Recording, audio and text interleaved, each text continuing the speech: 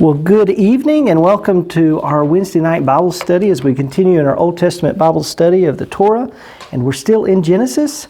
And as we go along tonight, we'll be looking at Genesis 6 through 11. And these are stories that most of us are somewhat familiar with, but I'd like for us to read them and maybe see them in a new light. Just a reminder that we've talked about is that although I may be given one kind of interpretation of these texts, you are welcome to come to these texts any way that you feel led by the Spirit. So what I'd like to do is begin by reading Genesis 6, 1 and following. And I've got a little bit of kind of an outline there that kind of breaks up a little bit of the flood story. So as we go along, we'll kind of read these in sections and make comments as we go based on these sections. So I want you to think about growing up, whether in church or outside of church, when we come to the story of the flood and Noah, what are some of the things that we think about when we hear those stories? What are some of the visual images we have? What are some of the ways that we've heard it been told, and how do we carry it along with us? And then what I want us to think about is what are some of the things we kind of don't talk about the text? Because that would be an awful big boat. Okay. It's awful big boat. It's kind of like on Jaws. You're going to need a bigger boat. Mm-hmm. Yeah. And then he did the 2 pair and plus 1 Okay. of some. Yeah. Yeah. I picked that up before. Okay. What happened to the fish? There was no aquarium on the boat. Yeah, well, you know. You put him in a sack and drug him behind. You put him in a zip walk back. What are some other things when you think about the story that just kind of come to mind? Glad it wasn't there. What did she say? I'm glad I wasn't there. And Noah must have had a hard time that took him so long to build it and people making fun of him for so long. Okay. It must have been a hard time. Hard time. It was probably hard for him too, because he probably had some friends that he saw, and he can't pick them up because he just can't. He's got to leave them behind. He's got to leave everything behind. Okay. He's got to put full faith in God. Yeah. Totally.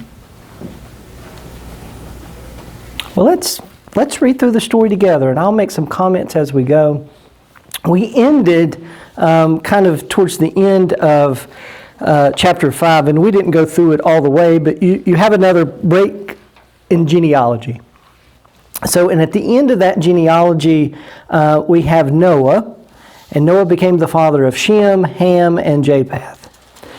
And when people began to multiply on the face of the ground, and the daughters were born to them. So God has told humans, He's told Adam and Eve, He's told mankind to go out and what?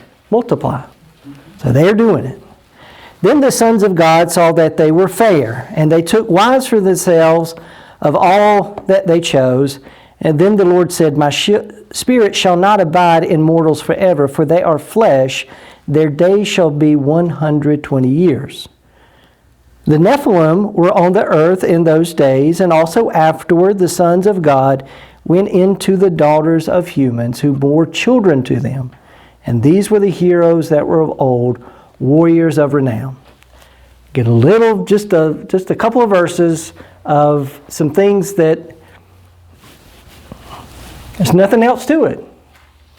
So here's kind of one of the ways that we can kind of interpret this small text, with an understanding that the Hebrews read this text over and over again and wanted to know more, just like we do. What does this mean? So you'll see in some non-canonical Hebrew writings that somebody has devised ways of telling these stories. But you also understand that they're living in an ancient world where they're not living in isolation, and each of these places, other places, and even their own people have stories of other kinds of people out there. Heroes. You know, if you're a Greek, you've got stories that you've inherited about Hercules. The Sumerian and the Mesopotamian and the Babylonians, they have their hero stories. The Jews have their own kind of mythology in that when we get to the story of David, he fights what? A giant. So even within the ancient world, there were these kind of images of these long ago times where there were people of great renown. These heroes that did the impossible things. Well, where did they come from? And although the Hebrews aren't really concerned too much with it, for some reason they include this and they say that there was a time before time that we can recount in those early days that there were Nephilim, which is just kind of a word that means a race of giants that lived on the earth.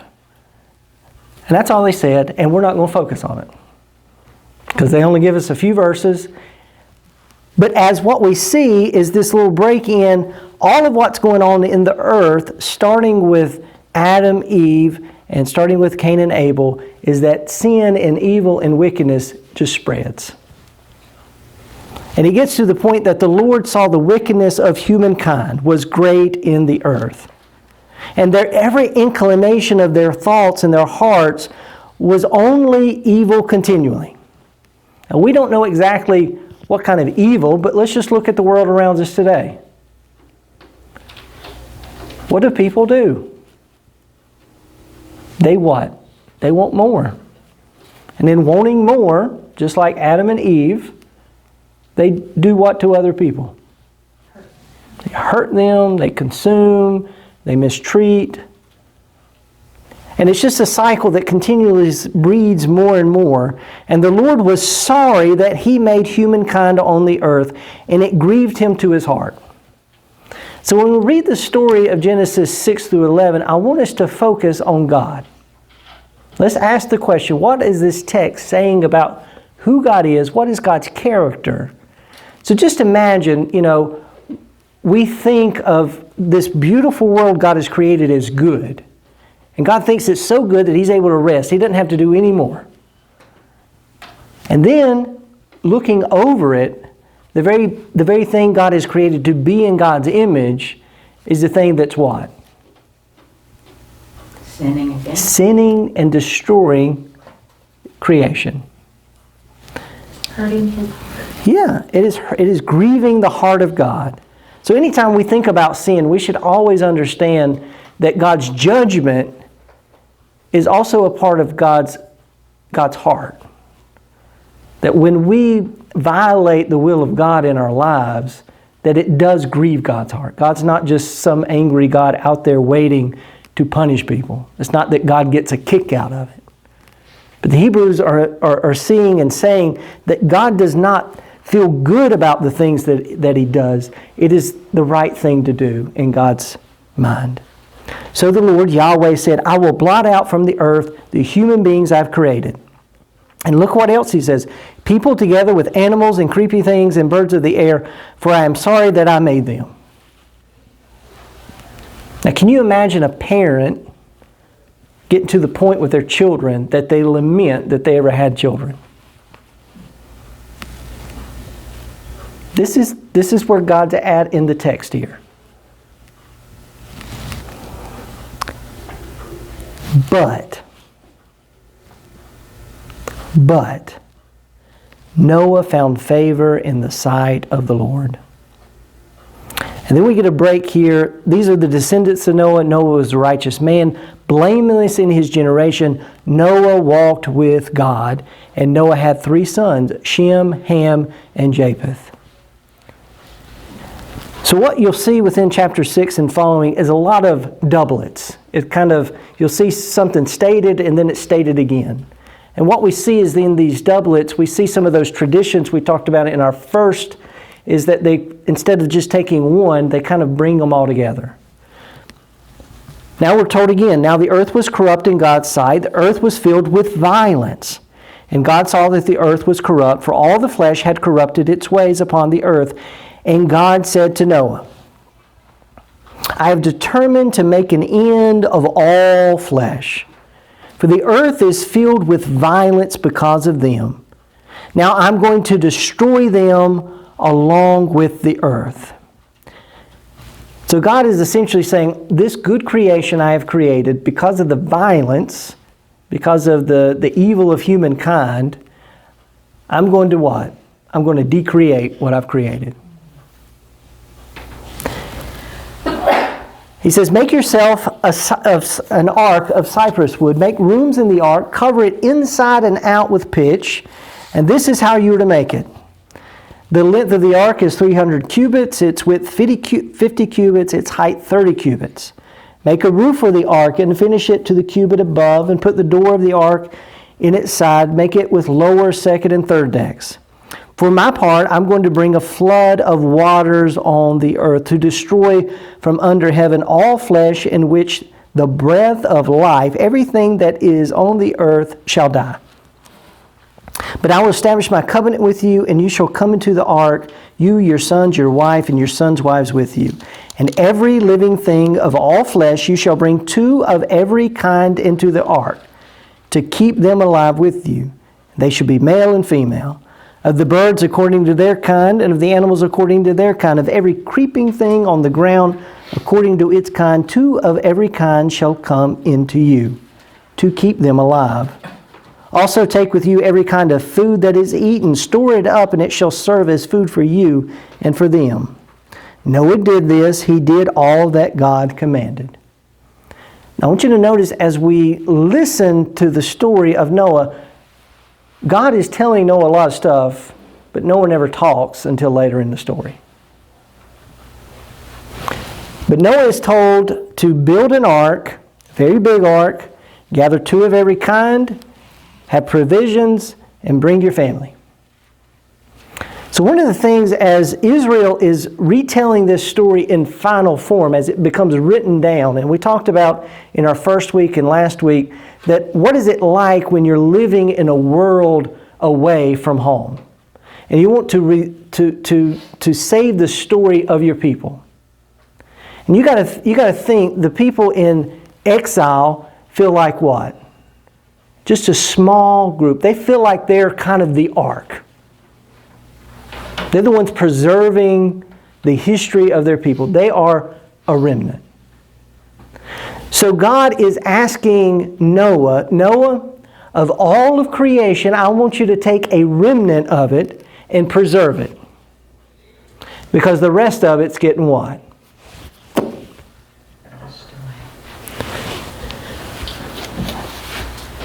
Then the Lord said to Noah, go into your ark, you and your household, for I have seen that you alone are righteous before me in this generation.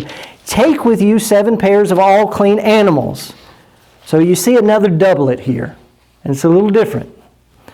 7 pairs of all clean animals, the male and the mate, a pair of animals that are not clean. So here the question becomes clean and unclean. This is probably from a priestly account, the Leviticus kind of people. They're already making references to clean and unclean before what? Before God's people have been taken. So you can kind of see this other tradition is saying, take the clean animals and the unclean animals. 7 pairs of birds of the air also, male and female, to keep this kind of life on the face of the earth. For in 7 days I will send rain on the earth for 40 days and 40 nights. Most of the time when we hear the term 7, it's a complete number. Anytime we hear the number 40 throughout the biblical narrative, you can think of it as a literal 40 or just in the term of a long time. They're in the wilderness 40 years, a long time. Jesus is in the wilderness 40 days. He's in there a long time. It's a Hebrew way of saying a long time. And every living thing that I have made, I will blot out from the face of the earth. And Noah did all that the Lord had commanded him. Now Noah was 600 years old when the flood of the waters came in the earth. Noah and his sons and his wife and his sons went into the ark to escape the waters of the flood, of clean animals and of animals that are not clean, of birds and everything that creeps on the ground, 2 and 2, male and female. So you see these doublets over and over again. And after 7 days, the waters of the flood came on the earth. We have another doublet. In the 600th year of Noah's life, in the 2nd month, on the 17th day of the month, on that day, all the fountains of the great deep burst forth, and the windows of the heavens were open. And the rain fell on the earth 40 days and 40 nights. And on the very same day, Noah and his sons, Shem, Ham, and Japheth, and Noah's wife, and the 3 wives of his sons, entered the ark. And they and every wild animal, all domestic animals of every kind, every creeping thing that creeps on the earth, every bird of every kind, every bird, every winged creature. They went into the ark with Noah, 2 and 2, on flesh and flesh, in which there was breath of life. And those that entered, male and female, all flesh, went in as God commanded him. And the Lord shut him in.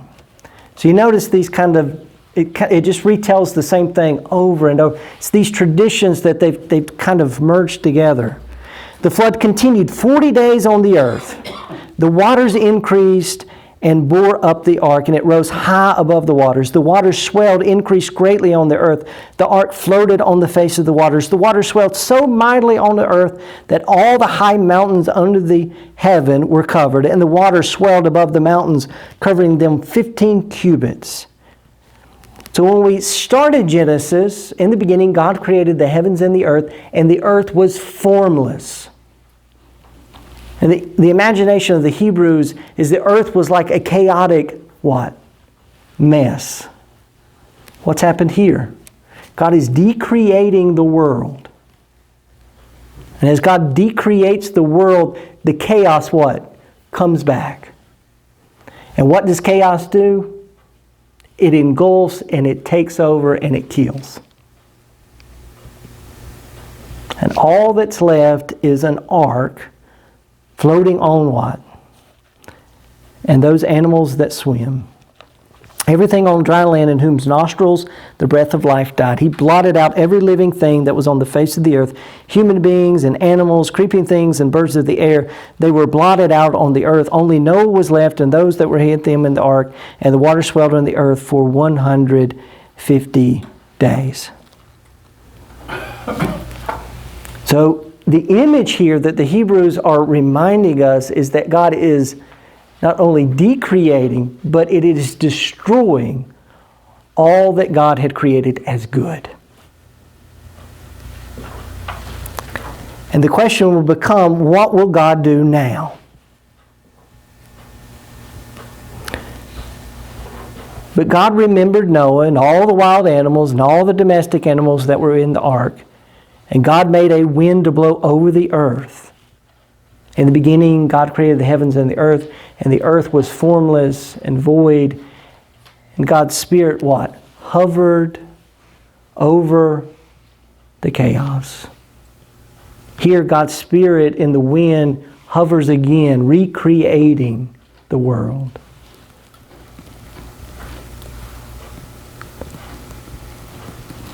And the fountains of the deep and the windows of the heaven were closed, and the rain from heavens was restrained, and the waters gradually receded from the earth. At the end of 150 days, waters abated, and in the 7th month, on the 17th day of the month, the ark came to rest on the mountains of Ararat.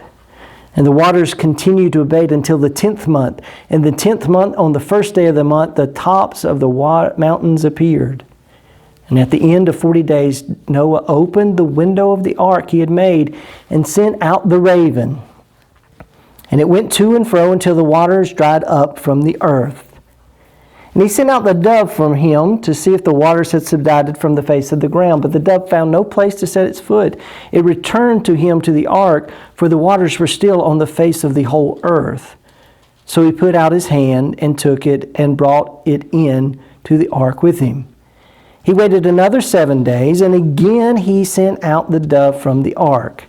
And the dove came back to him in the evening, and there in its beak was a freshly plucked olive leaf. So just think about this. He sends out a raven, he sends out a dove, there's nowhere what? For it to land.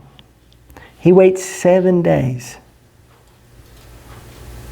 What happened in 7 days in the Genesis account? Creation.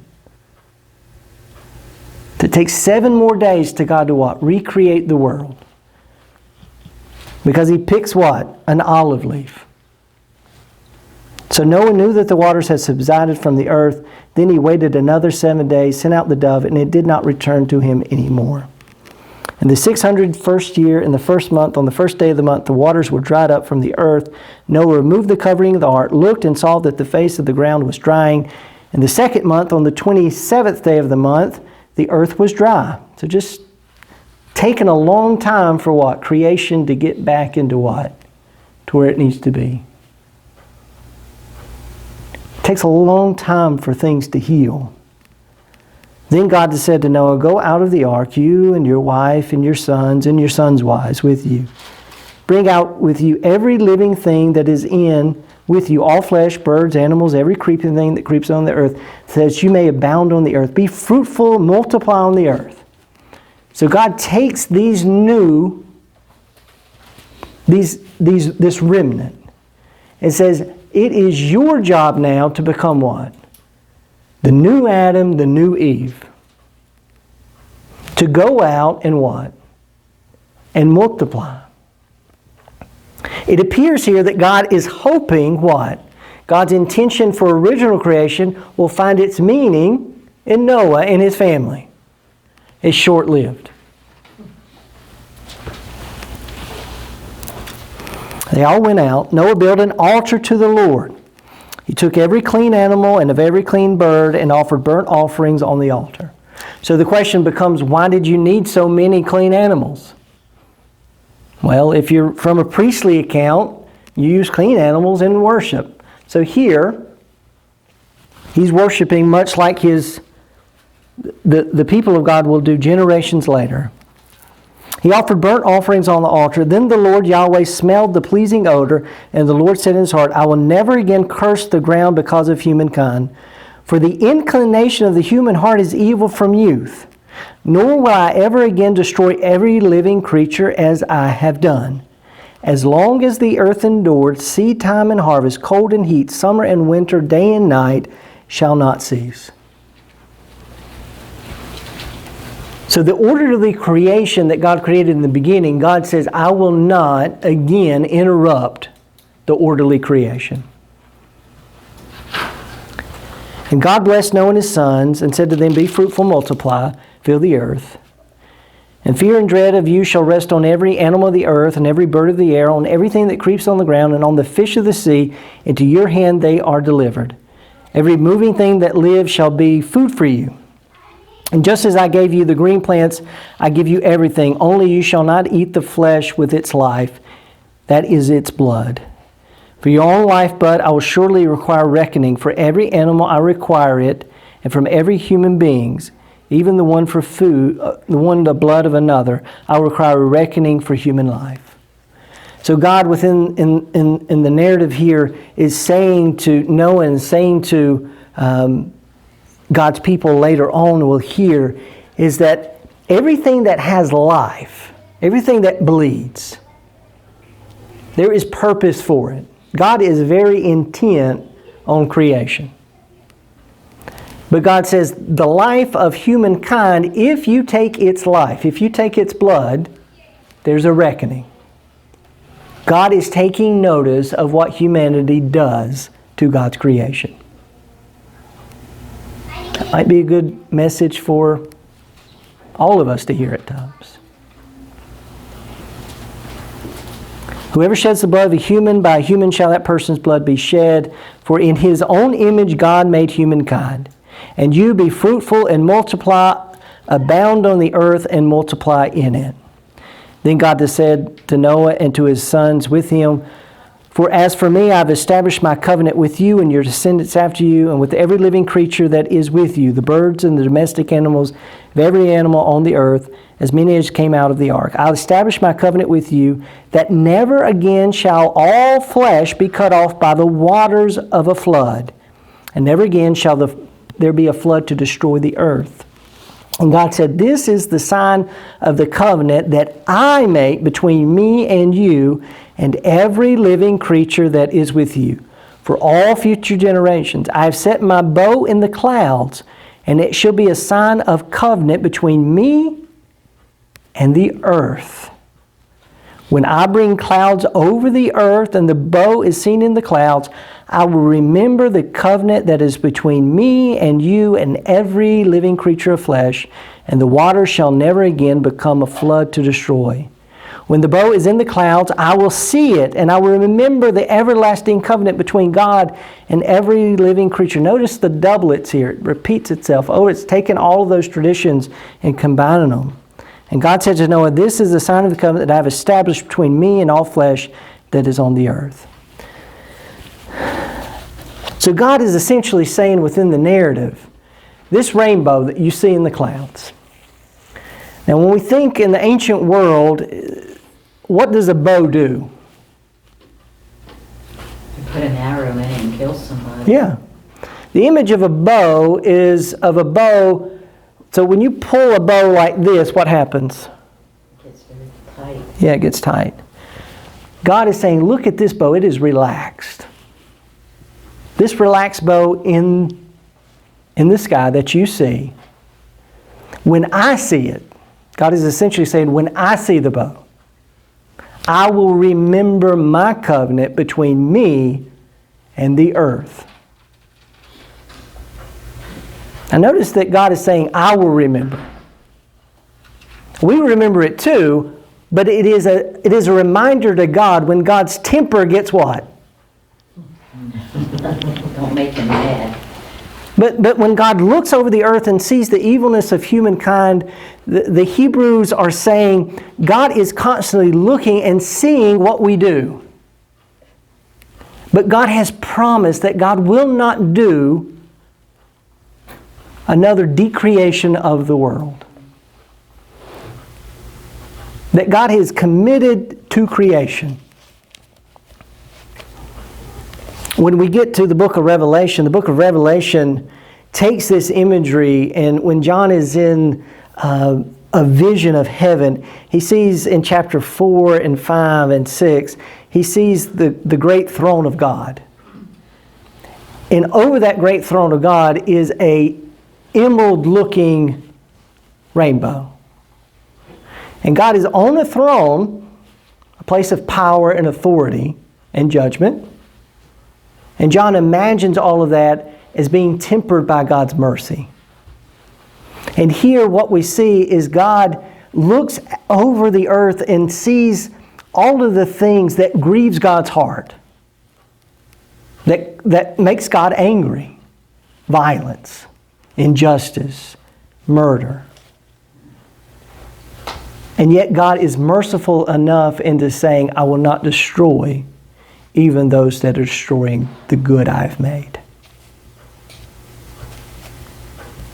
But we also go back and read the story, and we forget when we tell it to children that God did in the story what? Destroy. It's not a children's story. Because the reason God destroys is because humanity within the narrative is killing God's creation, decreating it. Before we go to Noah and his sons, I want us to turn over to the other page, and I just want to make you aware that the story of the flood is a common story in the ancient world. It is not unique to the Hebrews. It's not even unique to the ancient Near East. So what I'd like to do is look at a couple different, just like the creation stories, they're hearing these other stories and they're saying something different. And the Hebrews take the stories that they know and that they see around them, and they try to say something important about what they're saying. And I want us to hear what the important parts of this story are.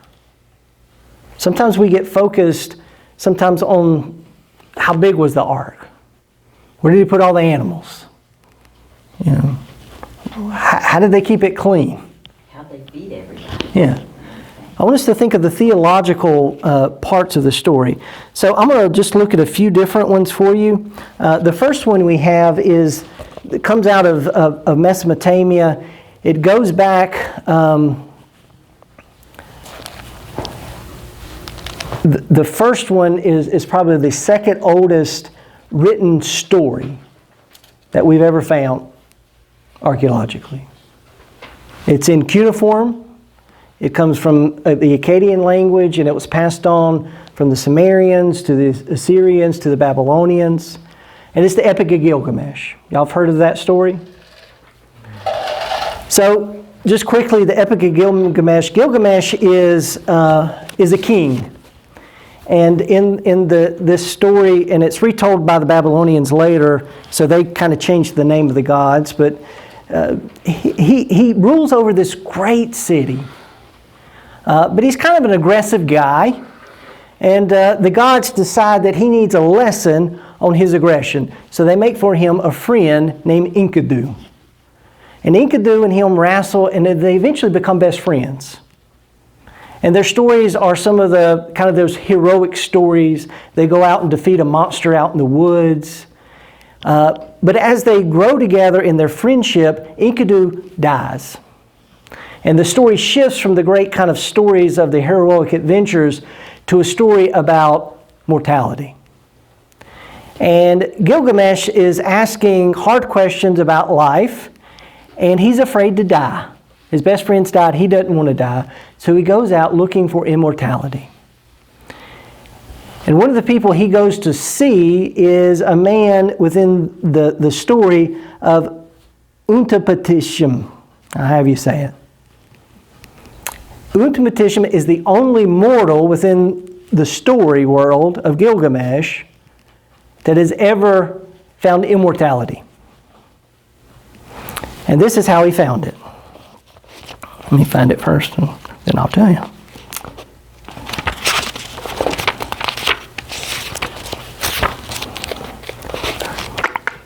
I should have placed a holder on that. Gilgamesh, the hero of the great epic, met the old man Utumapetishim, who had become a god by virtue of his goodness and his obedience to the gods in saving all humankind and animals from a great flood. Utumatish related his story to Gilgamesh. The gods came to Utumatish to warn him of the coming flood. They told him to stop his work, tear down his house, sell his possessions, and begin work immediately on building a great ship, and was 10 dozen cubits high in length, 10 cubits wide. He was to hammer water plugs in the ship and cover it with pitch, and to make animals of every kind, both male and female, all as his family, provisions, gold, silver, and other fineries. After he completed it, it began to rain, and the flood was so terrible that the gods were even frightened. Ea, the god of the waters, who had perpetrated the flood, saw that it was much worse than he had planned. Ishtar, the goddess of beauty, who had spoken evil in the assembly of its god, causing the flood, well to see her children turn to clay. For 6 days and nights the wind blew over the flood, and the weather finally calmed. The water subsided. It was clear that the earth had been flattened and all living creatures annihilated. Utumatish bowed his head low and wept. The ship finally rested on the summit of Mount Nisar in the north, and the ship had rested for 7 days. Utumatish sent a dove free, and there was no land for the dove to rest on. She returned to the ship. He sent a swallow. It too returned. Finally, he sent out a raven, and returned as if it found sufficient to rest on. Utumatish knew that he could leave the ship. So the Babylonians, by the time of exile, they're hearing a similar story.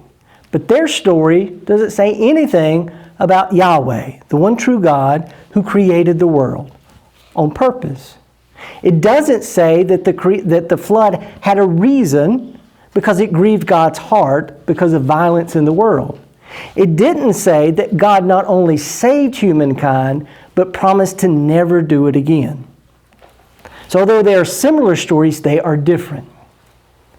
The Egyptians also had their own flood story that came a little bit later than this one, and it had to do with Ra and the other things. But what's really interesting, and this is outside of ancient Near Eastern, but in North and South America, before missionaries ever came to the New World, there were flood stories. And in those stories, although they differed greatly, they talked about the floods came because of what? Evilness in humankind. So for one reason or another, there is in memory, in myth, in all cultures across the world, a flood story. And we can imagine, just like the hurricane that's hitting right now, when these kind of cataclysmic things happen, what are the purposes of them? You know, there have been great floods in in Mesopotamia. You lived around rivers. When the floods came, what happened? Everything's gone. And one wonders if at some point in some part of history, long, long ago, there was a flood that was so big that cultures remembered and passed it down as they moved from place to place. What I want to say about the flood story is that it is not unique to the Hebrews. And that can mess up some people. This is a story that the Hebrews knew of from their own tradition, but as they encountered others, they also had traditions as well about a flood story. Now, the flood story in the Epica Gilgamesh is a side story. Ubuntu will tell Gilgamesh how he can obtain immortality, and Gilgamesh will not be able to achieve it. And the end of Gilgamesh sounds a lot more like Ecclesiastes than any other part. His best thing to do is enjoy life before he dies. So when we read the book of Ecclesiastes, it's almost as though Ecclesiastes, the writer, as they're writing it, knows some of these other traditions too. They're not made in a bubble. So if we were to tell the story of Genesis 1 through 6 and so far today, and we would ask, what are the competing stories about creation? What are some of the competing stories about creation? The Big Bang Theory. Big Bang? Greek myths or mythology. Yeah, other mythologies? Other religions? Evolution, okay. Now, there's two ways to tell all stories. One, it was the gods who did it, and it was unintentional, or didn't have purpose or meaning. Like the ones they're hearing in Babylon. Or, God intended all of it to be. And the humans messed it up. We do, don't we? I mean, humanity messes most everything up. I mean, we think about broken families. We think about poverty. We think about pollution. It's the same things that were going on then, now just added by billions more people. What I want us to think about as we think about, you know, the Israelites are telling this story as they're living in a strange world around strange people with a different understanding of reality. And as Christians today, how do we live in a world where there are different understandings of reality? Could you tell the story of the Big Bang by saying, in the beginning, God? I can. I mean, I don't. I know. But I'm just saying, there's an intentionality there to say it is intentional. It's not random. Now, not everybody can get there, and that's okay. What I want us to understand is that we live in a world that sometimes we take science and we take the Bible and we try to fight them against each other. And the question becomes, at the end of the day,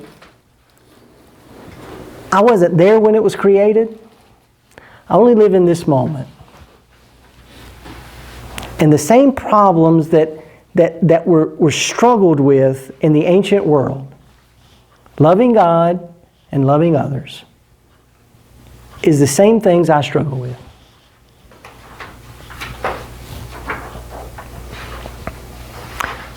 Genesis takes 11 chapters to talk about the primeval history, and then they don't talk about it anymore. They don't fight about it. They very rarely come back to some of the themes other than creation, other than sin, and other than this is where it all started. Because life, day-to-day life, is enough struggle to get through. I've noticed in Christian communities over the last, well, probably since a little bit past the medieval world, that the church and science are always fighting. Galileo says what? Earth's not the center. You have some that says Earth's round. Galileo says the Earth's not the center of our solar system. It got him in a lot of trouble. Did get him in a lot of trouble. Yeah. You know, in the medieval world, the Earth was the center of the universe, and everything else what? Went around it. Right. Change of paradigm. When we talked about the Genesis story and we drew the picture, when I ask you to think about what the Earth looks like, you think of it the way that you've seen the pictures from space. They would never been able to have thought of that. We're so tiny. We've looked at the Hubble telescope and we see a bigger creation than any of the Hebrews ever could have imagined. Y'all don't let me forget that. Thank you. All I want to say is that we can debate all of these kind of little things within Genesis. But if we miss the points of what the Hebrews were trying to instill in their children and their children's children and their children's children, that the earth was created good, and that humanity, because of their unwillingness to live in this space that God had created, of being in complete relationship with God and create in complete relationship with the world around them, including people and the physical world. It is because of that that God had to what? To act in the world. Death, pain, suffering. Where does it come from? Most of it comes from us. This is what the Hebrews are saying. We are part of the problem. Yet God did not give up on us. So God has taken Noah and his family and He's recreated the world for them. They're to go out and be the new Adam and the new Eves. They're to go out and to multiply. And Adam goes out and begins to do what Adam was called to do. He becomes a man of the soil. You mean Noah? Noah was a man of the soil, was the first to plant a vineyard. He drank some of the wine. He took what was good and what? Overindulged. And he became drunk. And he lay uncovered in his tent. Notice, going back to the Genesis story of Adam and Eve, he's naked. Nakedness in the Old Testament imagery is of shame, of guilt. He's naked. And Ham, the father of Canaan, saw the nakedness of his father and told his two brothers. Then Shem and Japheth took a garment, laid it on both of their shoulders, walked backward and covered the nakedness of their father.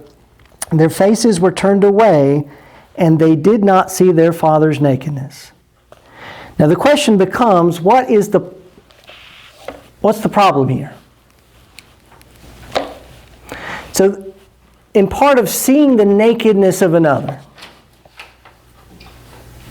we are seeing their vulnerability, and what we do with someone else's shame and guilt has consequences when we share it within what? A community. Now, there are some interpreters who want to say that Ham did something worse to his father. We don't know. Text doesn't tell us. But what he does is he communicates that shame They, the other two brothers, Shem and Japheth, do what God did in the Genesis story of Adam and Eve. They do what? They clothe. Later in the Hebrew tradition, the fifth commandment is honor your mother and your father. If the commandment was here, it had been broken. When Noah awoke from his wine and knew what his youngest son had done to him, we don't know what he did to him other than share his shame. But we can imagine, within the story and the context of families, we know when we've been wronged. Notice where sin begins in the first family, two brothers, well, husband and wife, but then two brothers. Here it is now father and child. When Noah woke from his wine, his young brothers said, listen, this is the first thing Noah ever says within Genesis.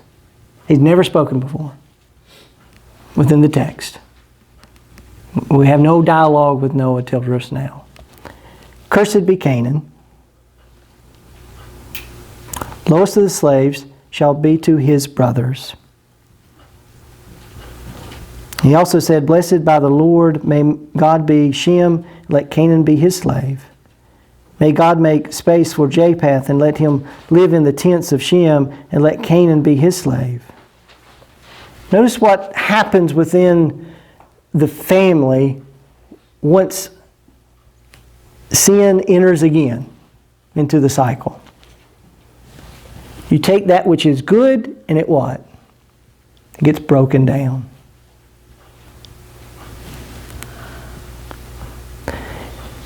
He curses Canaan, not Ham. And he's the lowest of the slaves to be his brothers. One of the things we'll see throughout human history is that because of decisions we make and make for others, it creates what? Disunity, but also division. And this is just something that just continues throughout the text. I'm not going to read over chapter 10. You're welcome to read chapter 10. On the back you will see a map. It's from this Bible that I use. It's the Table of Nations. That's kind of what we talk about here. The Table of Nations in chapter 10, 1 through 32. It's interesting because the next story almost feels like it ought to go before it, because they're already scattered here. So you notice that it's not always trying to make sense of things by telling the stories, because they're different traditions. You'll also hear a similar kind of, where did these people come from? Who are they? How did they get to where they are? And the Table of Nations that comes out of the descendants of Noah here is not just a genealogy, but it's a kind of the description of the world that the Hebrews knew. Where did these people come from? That's a question we all have. Not just individually, but where did these people come from? And the Table of Nations is a way of explaining not only where they come from, but the differences and some of the issues that they face.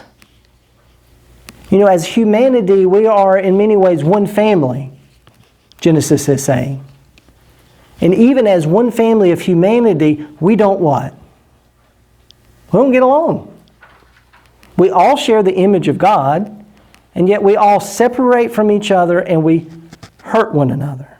And you'll kind of read some of the stories of these descendants in later portions of the Hebrew text.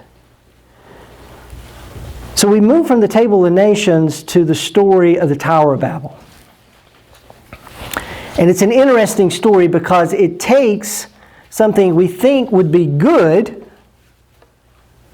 and the realization, even when we take something good, it can be bad. When we think if people could come together and work together, that seems like a good thing, doesn't it?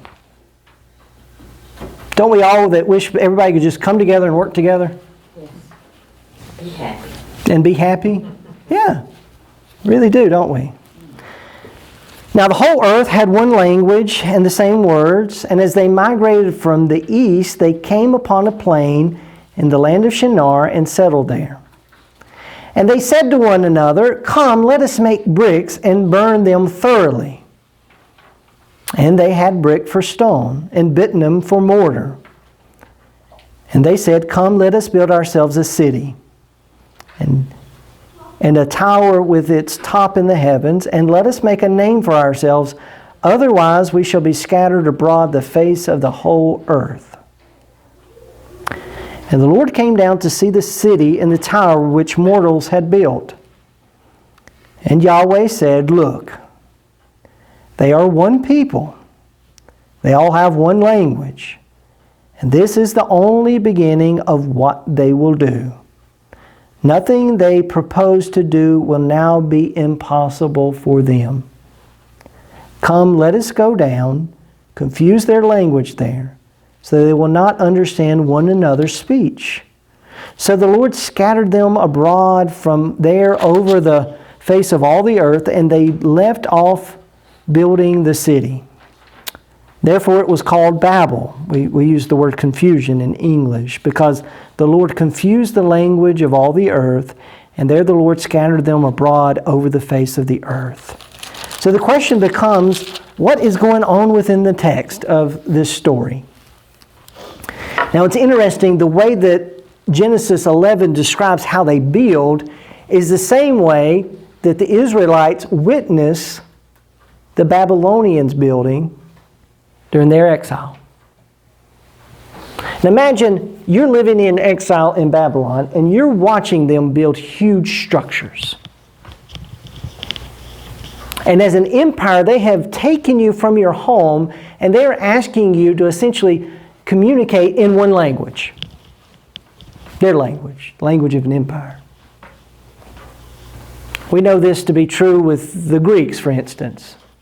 When Alexander the Great sweeps over the ancient world, he brings with him Hellenism, Greek culture, and from then on, the common language of all people throughout the Greek and Roman Empire was Greek. Our New Testament's written not in Aramaic, but Greek. They speak one language. Not only do they speak one language, but empires do what?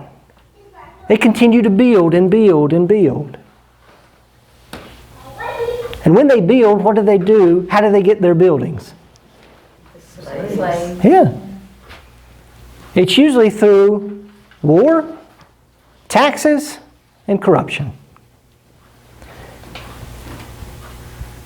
So the story of the Tower of Babel is what happens when people work together to build something that in their mind reaches up to where God's authority and power rest. They're essentially what? Becoming what? Their own gods.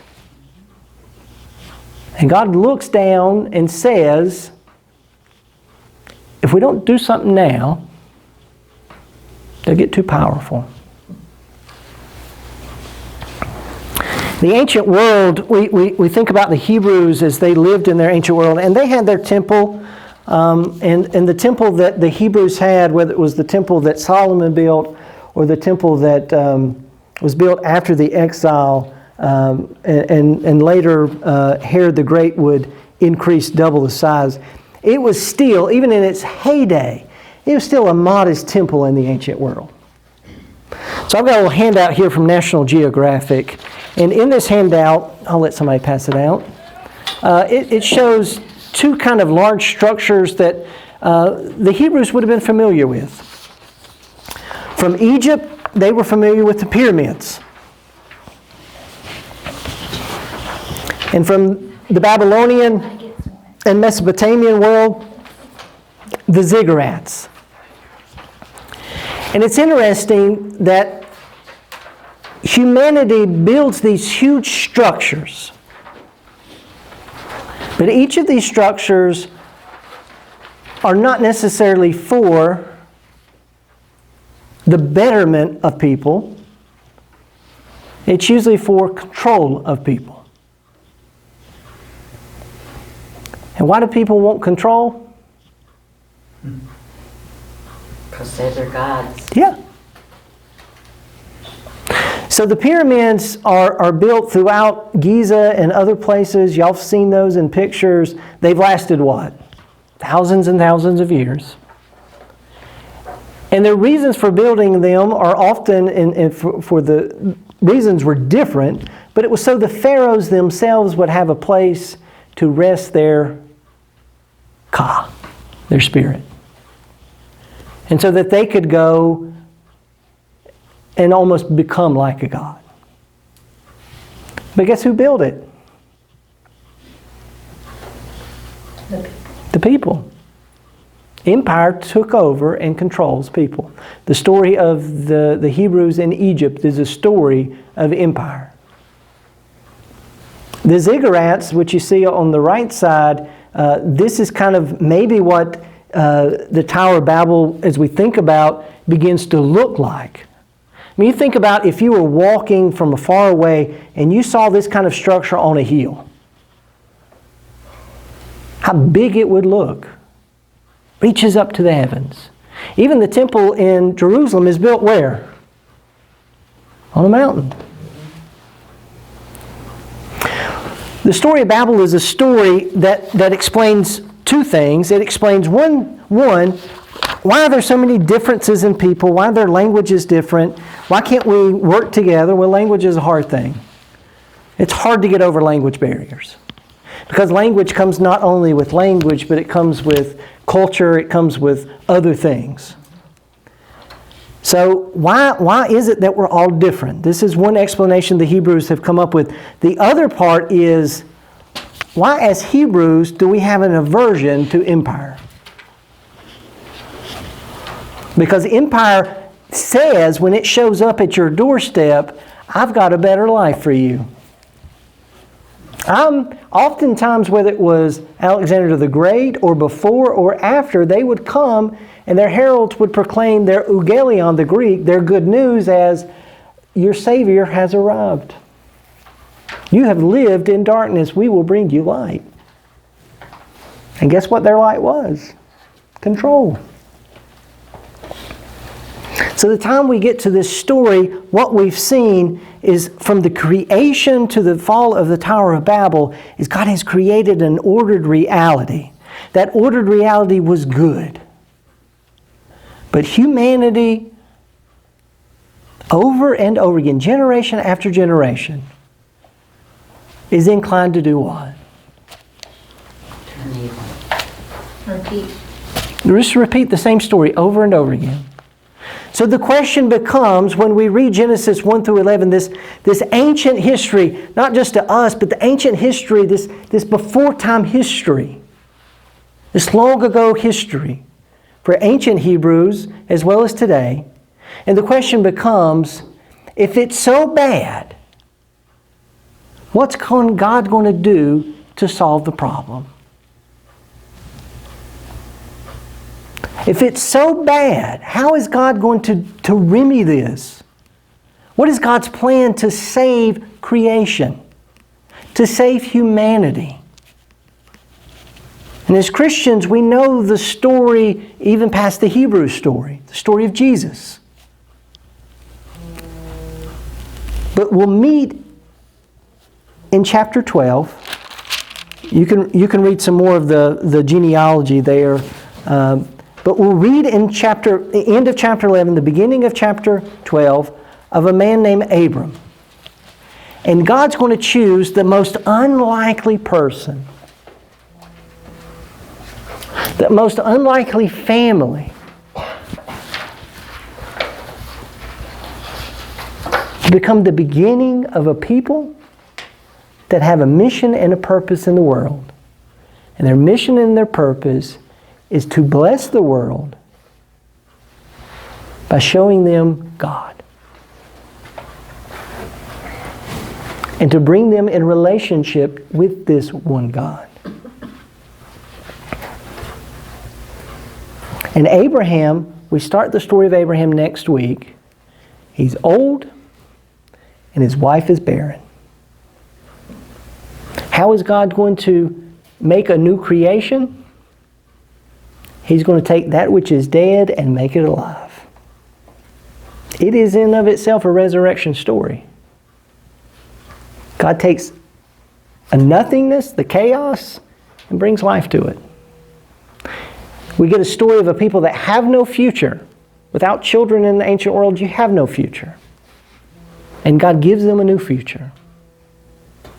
He tells a person that has no children that you will be a father of a great nation.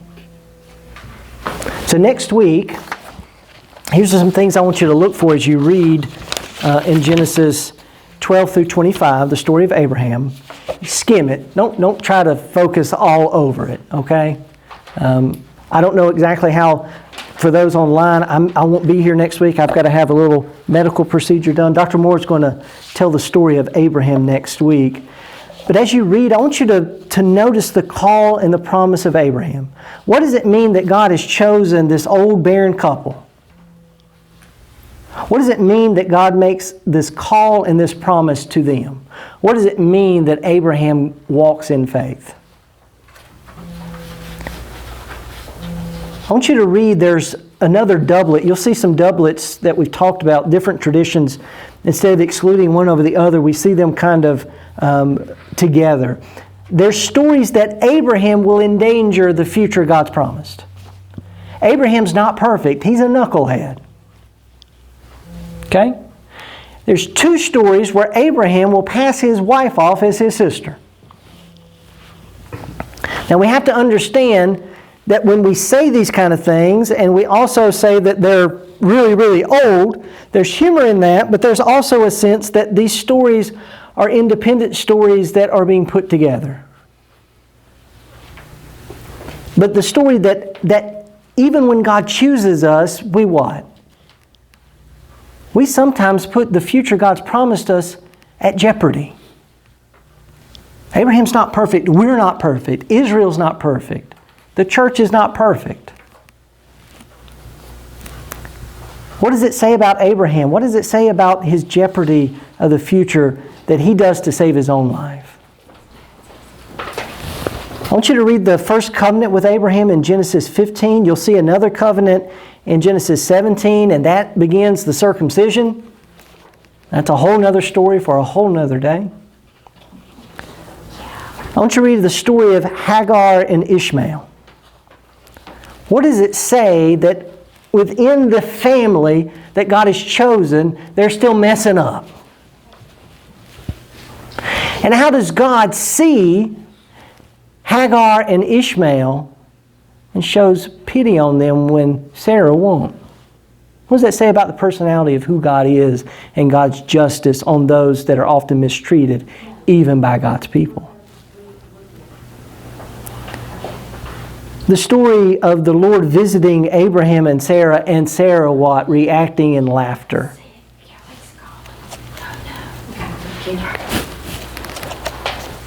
And how often do we sometimes, when God calls us to trust and believe, that we sometimes laugh? That's impossible. What is the story about the intercession of Sodom and Gomorrah and the rescue of Lot? What does it say about Abraham who steps out in faith and challenges God's plans? What does it say about the Hebrew understanding of God, that God can change God's mind? Sometimes we put God in a box and we say, God is kind of fixed. It's all God's will, not ours. And sometimes, what does it mean that we can intercede for others? What is the sin of Sodom and Gomorrah when Lot's family are visited by messengers from God? What does inhospitality mean for a culture that sees cities as evil? How does this story model a very similar story in Judges? What does hospitality and inhospitality mean in an ancient world? Why do we read this story as a story of homosexuality when that's not the main thrust of the story? It is of a story, how bad can people get? They would rather consume you than show you a bit of courtesy and love. This month in the church we'll talk about what a good neighbor is. This is what a bad neighbor looks like. The story of two sons, this theme that will be through the rest of Genesis, of Isaac and Ishmael. How to come the first son always gets the shaft. It's the story of Genesis. Started with what? Cain and Abel. Proceeds here. And if Dr. Moore gets to it, the binding of Isaac is the most frustrating story of the Old Testament. Most frustrating story. If you think you understand it, go ahead. Because thousands of years of Jewish thought and Christian thought still can't wrap their mind around this story. Abraham and Sarah jeopardized the future of God's promise. In this story, God jeopardizes that. We make it a story of faith, but sometimes as parents we would say, what the heck are you doing? So read those stories, and as you do so, think about how these stories are informative about the people of God as they are remembering who they are, what God's done in their life as they're living in a world that is trying to tell them that they have to be somebody else. How do we read these stories as followers of Jesus and understand these stories were formative for Jesus? And they should be just as formative for us.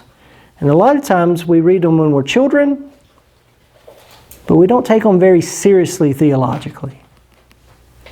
Sometimes we debate them, but we don't ask the question, God, what does this story mean for me in my life? In my relationship with my spouse or my children or my neighbor, or the way that I live in a city or a town or a community? Let me close this in prayer. If you have questions, feel free to ask them. Let's pray.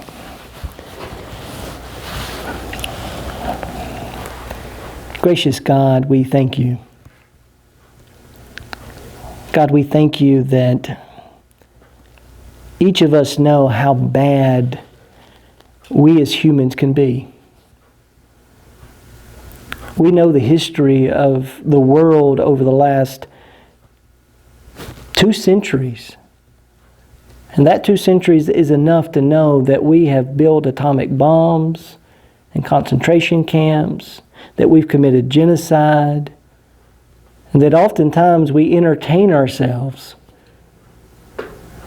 with movies and television about murder and violence.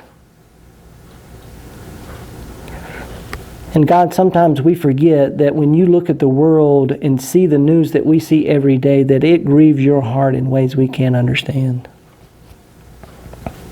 But God, we thank you that you do not leave us alone in our unwillingness to follow your will in the world.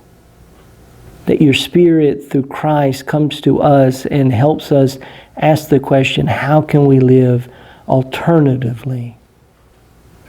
It's the same question the Hebrews were asking. It's the same question we ask today. Help us, Lord, as a people to hear these stories and remember. But in remembering, begin to live out an alternative way of living in the world that seeks your peace and your justice and your mercy and your grace in every facet of our lives. Help reorder our world to be more like yours. As Jesus would say, let your kingdom come on earth as it is in heaven. Lord, we pray this today in Christ's name. Amen.